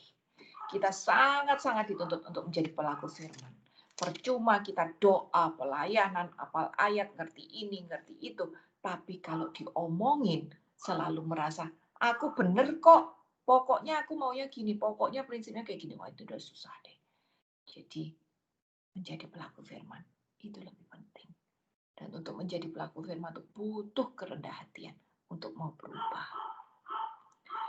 Ayat terakhir, Wahyu 3 ayat 9. Lihat, beberapa orang dari jemaah iblis, yaitu mereka yang menyebut dirinya orang Yahudi. Tapi sebenarnya tidak demikian, melainkan berdusta, akan kuserahkan kepadamu. Sesungguhnya, aku akan menyuruh mereka datang dan tersungkur di depan kakimu dan mengaku bahwa aku mengasihi engkau. Ngaku diri Yahudi loh, berarti kan ngaku diri seiman. Tapi sebenarnya jemaah iblis. Tuhan suruh kita jauh-jauh dari orang seperti ini. Tujuannya cuma satu, biar kita nggak ketularan. Biar kita nggak lagi menyembah diri sendiri. Biar kita tidak lagi kemakan sama tipu daya iblis dan melakukan hal-hal yang iblis suruh. Kita tidak jatuh di hal itu. Jadi teman-teman, hari ini kita belajar musuh-musuh rohani. Itu adalah roh. Maka harus diperangi dengan kuasa roh juga. Bagian kita adalah punya iman. Bahwa roh yang ada di dalam aku itu lebih besar daripada roh-roh dunia. Dan terus berjuang untuk menjadi pelaku firman. Summary-nya, ada beberapa macam musuh rohani kita, yaitu okultisme atau iblis, di mana di situ kita ditipu lewat tayul, spiritisme, lewat ramalan-ramalan, lewat sihir. Tapi sebenarnya musuh terbesar kita adalah diri kita sendiri. Kita pun juga harus terus lawan kedagingan kita, mematikan kedagingan kita, sehingga kita tidak jatuh pada dosa kedagingan. Kita tidak jatuh pada dosa okultisme, karena pada awalnya kita lakukan okultisme itu karena keinginan diri sendiri. Kita juga tidak lagi merusak relasi dengan sesama, dan kita juga tidak merusak diri sendiri. Lalu musuh yang ketiga adalah orang lain. Orang lain yang menyesatkan. Bisa dalam bentuk guru-guru palsu. Mengajarkan sesuatu yang kayaknya baik, tapi ternyata menyesatkan. Atau bisa juga orang-orang yang sepertinya biasa-biasa aja, ngaku Kristen, tapi ternyata dia bebal, nggak mau berubah, nggak mau mengalahkan diri sendiri. Itu adalah musuh-musuh rohani kita yang harus kita lawan, perangi juga secara rohani. Bukan konfrontasi, tapi secara rohani. Semoga menjadi berkat.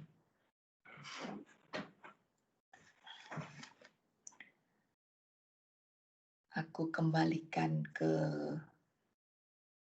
mungkin ada yang mau tanya, 1-2 pertanyaan sebelum kita mulai doa syafaat. Sila, aku mau tanya ya.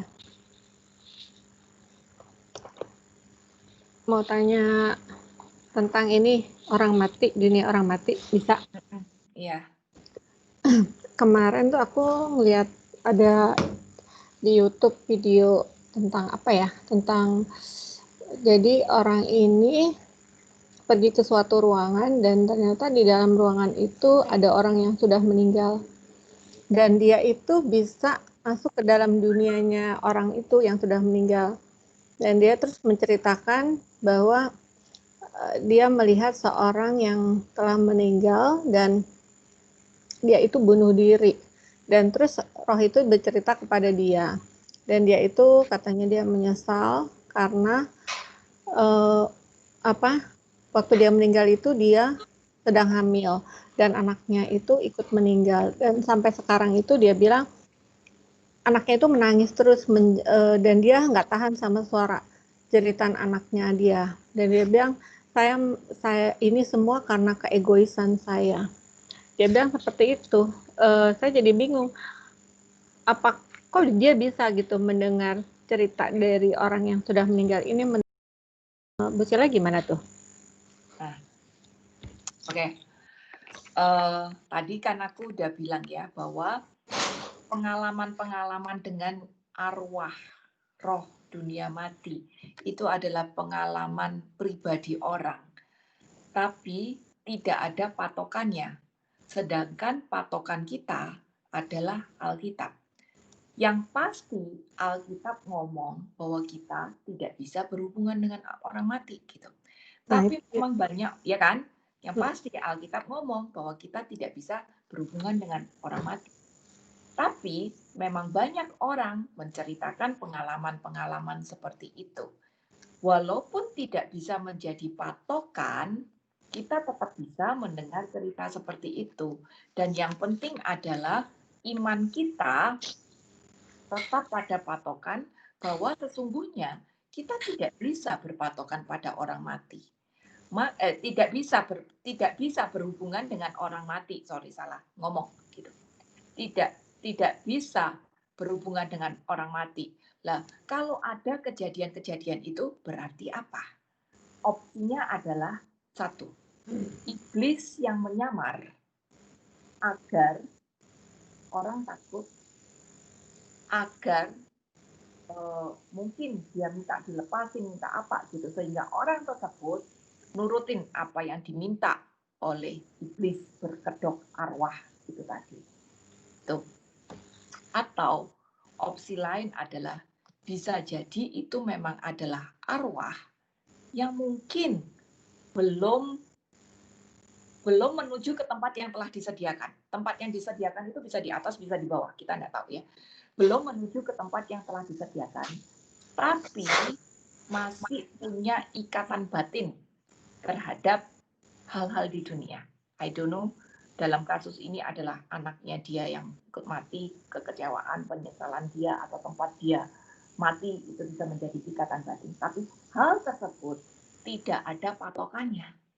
Jadi bagaimana kita menyikapi keadaan-keadaan seperti ini? Caranya adalah kita doa itu tadi. Dengan memakai senjata rohani, berpegang bahwa roh yang ada di dalam aku lebih besar daripada roh-roh dunia, sehingga saya tidak takut, sehingga saya tidak melakukan apapun yang diminta oleh roh itu untuk lakukan. Lalu kalau kita orang Katolik, doa arwah. Kita nggak tahu bahwa itu arwah beneran atau enggak, kan kita nggak tahu. Tapi yang pasti doa nggak pernah salah. Itu aja sih. Iya. Nah itu enggak kira-kira tuh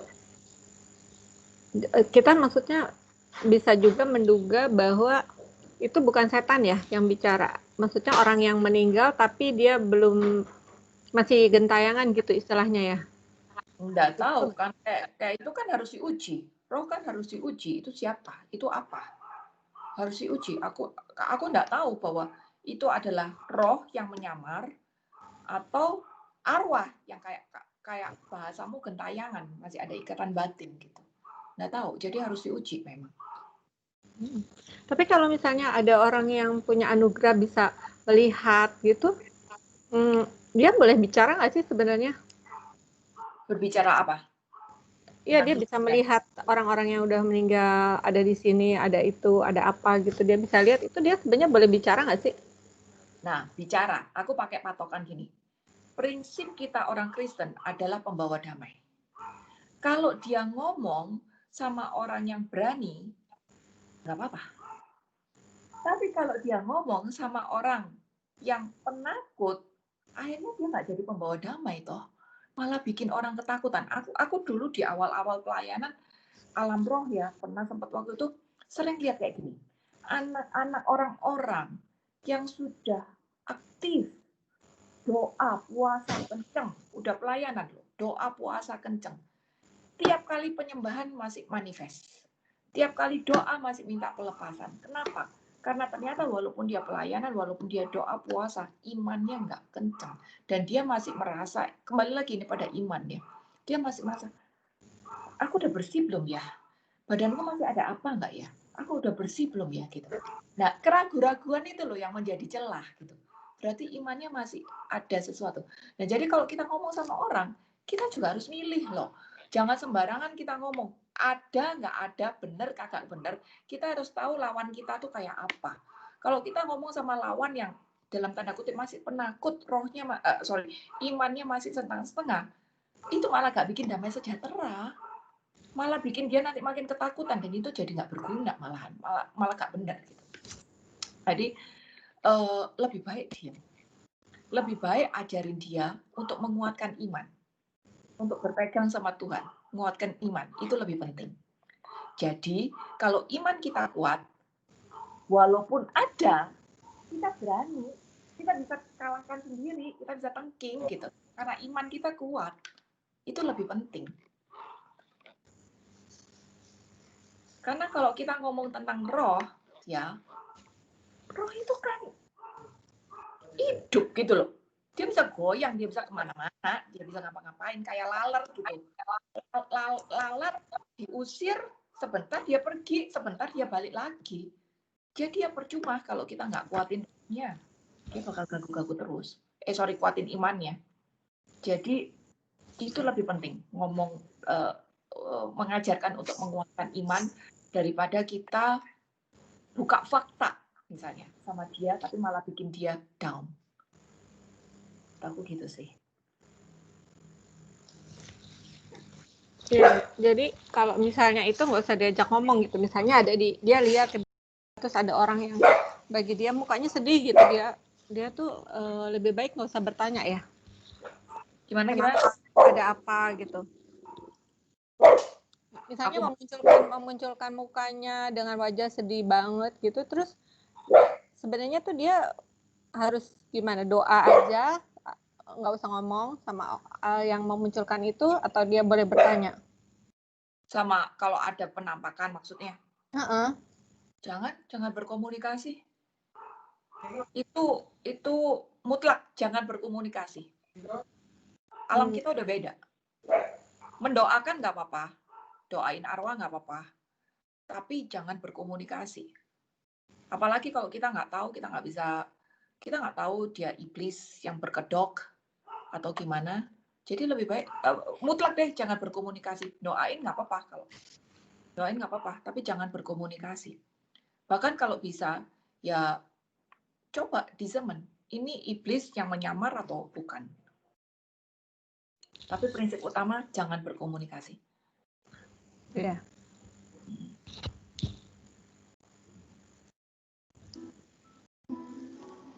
Sila, Yes. aku tanya deh. Emang kalau sekalipun itu pas, kita juga nggak boleh percaya atau gimana? Sekalipun apa, Bu? Sekalipun dia pastor. Sekalipun Sekalipun dia seorang pastor, apa kita boleh percaya nggak kalau dia bisa bernubuat atau apa gitu?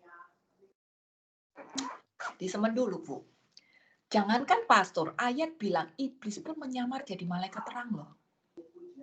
Iblis saja menyamar jadi malaikat terang. Jangankan nyamar jadi pastor gitu. Nyamar jadi malaikat terang aja bisa. Kayak tadi aku cerita tuh si siapa di Salvator, nyamar jadi omnya dia gitu. Dan memberi nasihat-nasihat yang bagus loh. Iya. Terus belakangnya iblis juga. Kita bisa bedain mana guru yang baik, guru yang palsu, guru yang tidak palsu itu dari mana kita bisa bedain? Kalau dia bawain firmannya bagus, bawain ininya benar, menurut kita benar gitu ya. Menurut kita mana tahu dia itu palsu apa enggak palsu?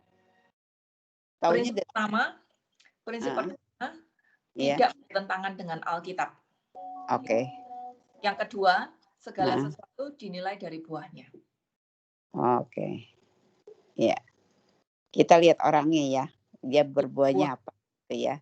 Keluarga, relasi dengan keluarganya kayak gitu. Hal kecil. Oke. Thank you ya Sila. Thank you. Terima kasih Sila. Thank you. Oke, aku serahkan ke Sis Grini untuk doa syafaat ya Sis. Oke, selamat sore. Kita sama-sama yuk untuk doa syafaat. Kita berkata atas nama Bapa, Putra, dan Amin. Teman-teman, mari kita sama doa tobat dulu. Kita mengingat segala kekurangan kita dan semoga kita bisa dibersihkan.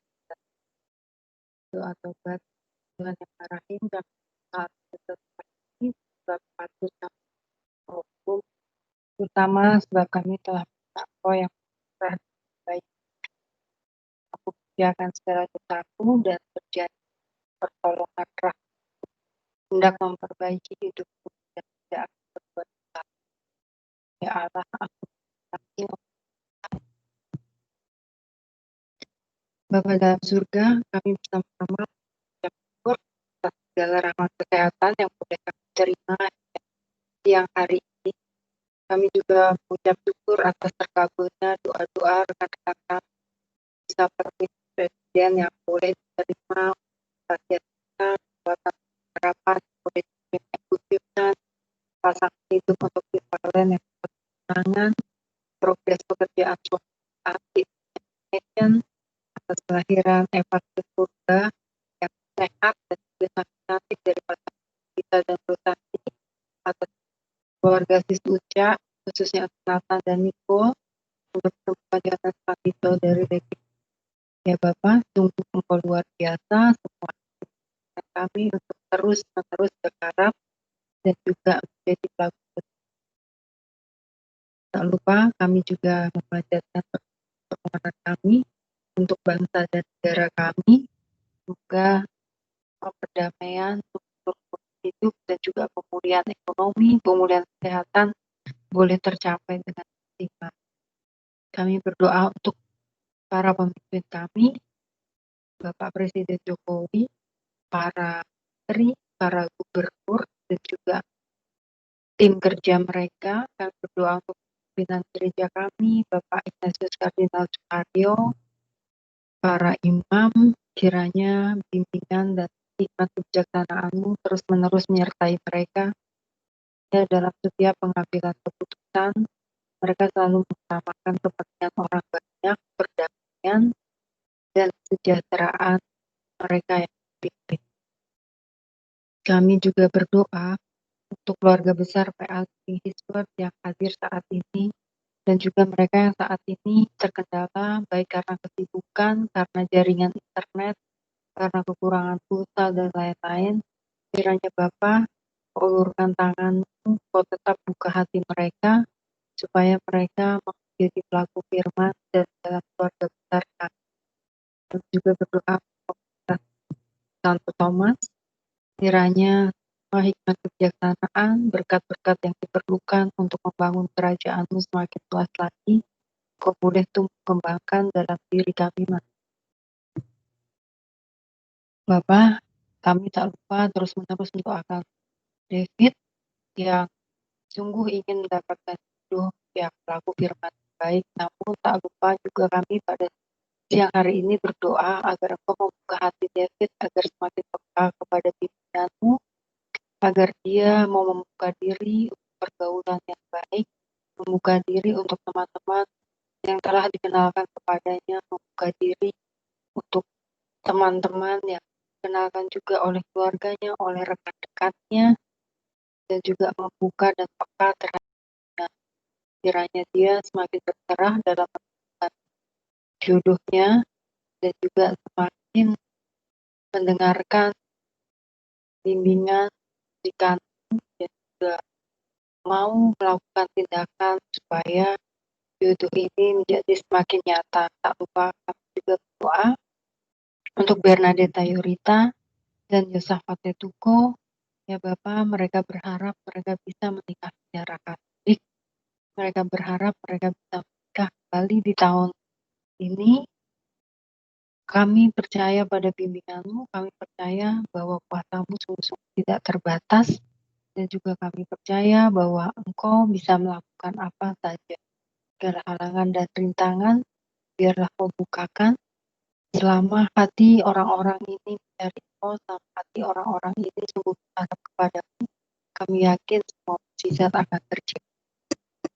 Kami juga berdoa untuk pekerjaan yang baru dirintis oleh Dia, agar kiranya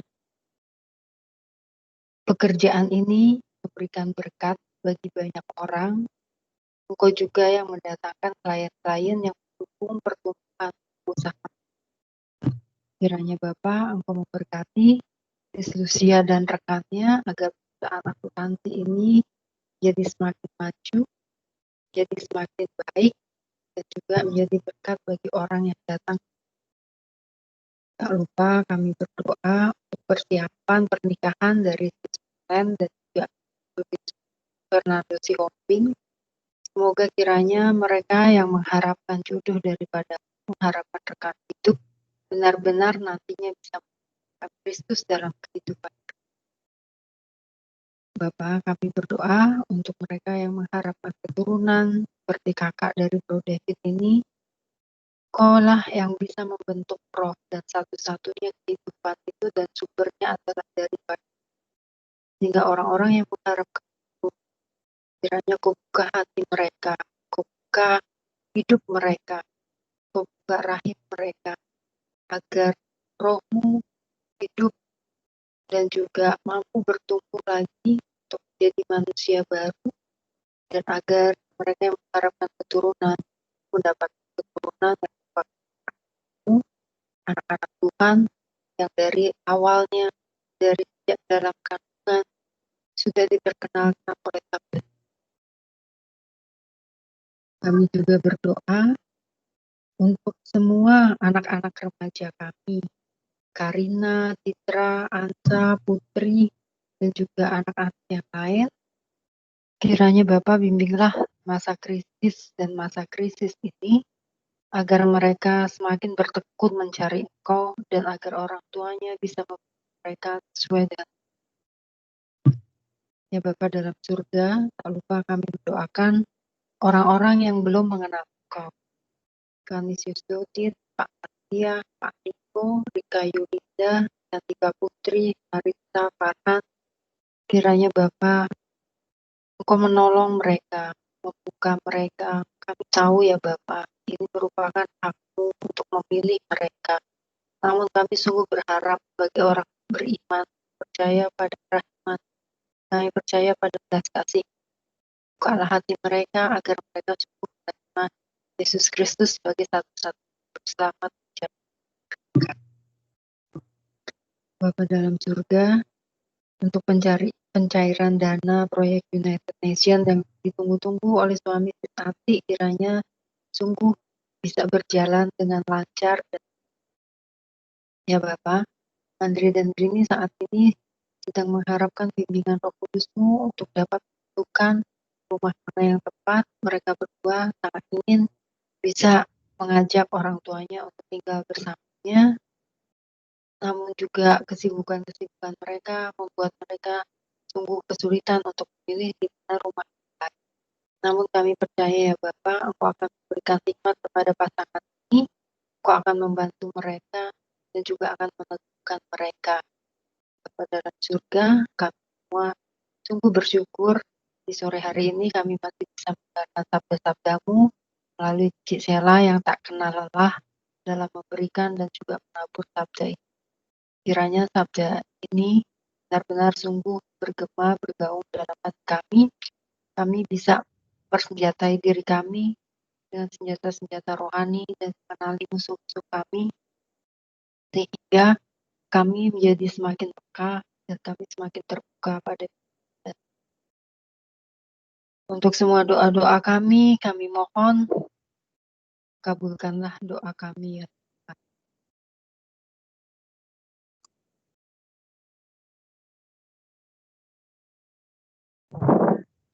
Bro David silahkan